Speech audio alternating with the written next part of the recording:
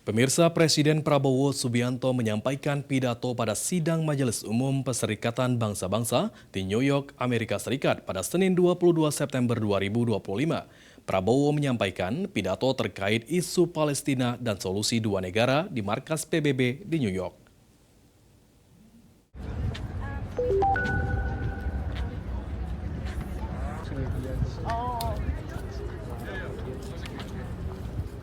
Pekan Tingkat Tinggi Sidang Majelis Umum Perserikatan Bangsa-Bangsa sesi ke-80 telah resmi dimulai pada hari ini, Senin hingga 30 September mendatang.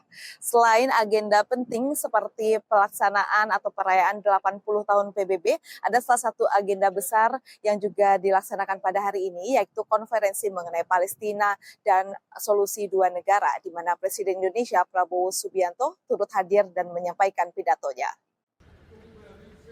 Konferensi tingkat tinggi mengenai Palestina ini bertujuan untuk menggalang lebih banyak dukungan terhadap pengakuan negara Palestina. Presiden Prancis Emmanuel Macron selaku co-host membuka pertemuan yang kemudian dilanjutkan dengan Menteri Luar Negeri Arab Saudi yang juga menjadi co-host konferensi. Lalu ada pernyataan dari Sekjen PBB Antonio Guterres. Di luar co-host, Presiden Prabowo mendapat urutan kelima sebagai kepala negara yang menyampaikan pernyataan setelah Jordania, Turki, Brazil, dan Portugal. Presiden Prabowo dalam pidatonya menyoroti pentingnya untuk mengakhiri perang di Gaza, kesiapan Indonesia mengirimkan pasukan perdamaian ke Palestina di bawah mandat Dewan Keamanan PBB, serta komitmen untuk memberikan bantuan kemanusiaan, medis, dan pangan. Ada yang menarik saat Presiden berpidato, selain mendapat tepuk tangan dari peserta KTT saat menegaskan pentingnya mengakhiri perang di Gaza, Presiden melewatkan batas waktu yang diberikan yakni 3 menit.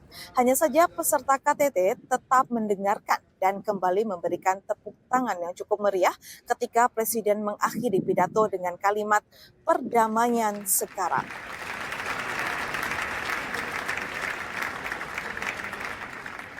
Selain berpidato pada konferensi tingkat tinggi mengenai Palestina, Presiden juga akan menyampaikan pidato pada sesi debat umum yang akan berlangsung pada besok 23 September. Dari New York, Amerika Serikat, Kuntum Khaira, Kantor Berita Antara, mewartakan.